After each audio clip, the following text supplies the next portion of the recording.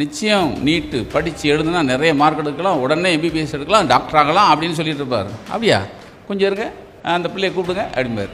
அழகு லட்சுமின்னு ஒரு பிள்ளை, ஆமாம் வாங்கம்மான்னு, நீங்கள் சொல்லுங்கம்மா என்ன எப்படி இருக்கீங்கன்னு. அந்த பிள்ளை சொல்லுது, என்ன மார்க் எடுத்துருக்கீங்கன்னு. தம்பி 420 இது நீட்டில். அவர் உடனே +2 லெவல் சொல்லுங்கம்மா 1120. சார் நீங்கள் சொன்ன மாதிரி 420 வாங்கிடுச்சு. ஏம்மா நீ எந்த காலேஜுமா எம்பிபிஎஸ் படிக்கிறீல்ல?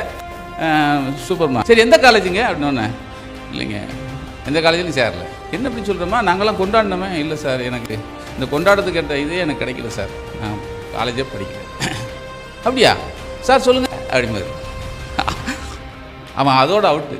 அப்படியே அது இந்த நரகலம் மீச்ச மாதிரி இருந்தாலும் உட்காந்தான். அப்படியே பார்த்துட்டு, சொல்லுங்கள் சார் நீங்கள் சொன்ன மார்க் எடுத்துருச்சு, எவ்வளோமா? 420. இல்லை நீங்கள் இந்த கோச்சிங் சென்டர்லாம் போனீங்களா அப்படிம்பார். அது போனேன் சார். அப்போது கோச்சிங் சென்டரில் போய் நீங்கள் தேவையான மார்க் எடுக்கலை அப்படிம்பார். மார்க் எடுத்துருச்சு, அந்த மார்க் கிடைக்கல அப்படிம்பார் இவர் நம்மால். அதாவது அவர் என்ன சொல்கிறாரு, கோச்சிங் சென்டரில் போய் படித்தும் தேவையான மார்க் நீங்கள் எடுக்கலைன்னு அவன் சொல்லுவான். கோச்சிங் அவன் சொல்கிறதில்ல. நம்மால் சார் எடுத்த மார்க் கிடைக்கல சார் அப்படிம்பார். எனக்கு அதை நான் ஒரு நக்கீரன் செய்ய வேண்டிய ஒரு ஒரு ஒரு பத்திரிக்கை செய்ய வேண்டிய விஷயத்தை ஒரு மணி நேரம் அந்த இதில் தம்பி காலி பண்ணி கொண்டு போயிட்டார். இது மாதிரி அத்தனை நிகழ்வு நிறைய. அப்பாவை பற்றி அவர் பேசுவார். அப்பாங்கிறது யாரா, 17 வயசில் நீங்கள் எல்லோரும் உங்களுக்கு எதிரியாக இருப்பாண்டா அப்படின்னு சொல்லி அந்த தம்பி பேசுகிற பேச்சு இருக்குல்ல, சத்தியமாக நானே நம்மளும் 17 வயசில் அப்பனை ஏற்றோம்ல அப்படிங்கிற மாதிரி வந்துச்சு. இப்போ அவர் முன்னாடி நான் உட்காரதே இல்லை, அது வேறு விஷயம். 95 வயசு இன்றைக்கி வரைக்கும் அவர் முன்னாடி உட்கார்ந்தது இல்லை, அது வேறு விஷயம்னு வச்சுங்க.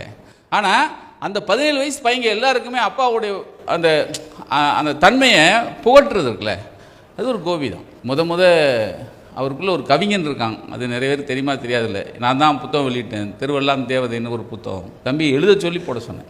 அதாவது அந்த சமயம் சில புத்தகம் போடணும், ஃபோன் பண்ணி நீ கவிதை எழுதல, ஒரு கவிதை ஆமனை வச்சு எழுது திருவெல்லாம் தேவதைன்னு ஒரு புத்தகம் போட்டேன். நிமிர்ந்து நில்லுன்னு நக்கீரனில் ஒரு தொடர் எழுதியிருப்பார். அந்த நேரம் அவர் புகழோடைய உச்சி, இப்பயும் உச்சி.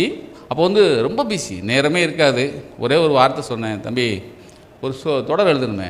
உடனே எங்களுக்கு ஒரு தொடர் எழுதினார். இன்றைக்கு வரைக்கும், அதாவது ஒரு மனுஷன் உயரம் போனவுடனே திரும்பி பார்க்குறதில்ல, திரும்பி பார்க்குற எவனுமே நிறைய பேர் இருக்கிறதில்ல. ஆனால் கோபியை பொறுத்தளவில்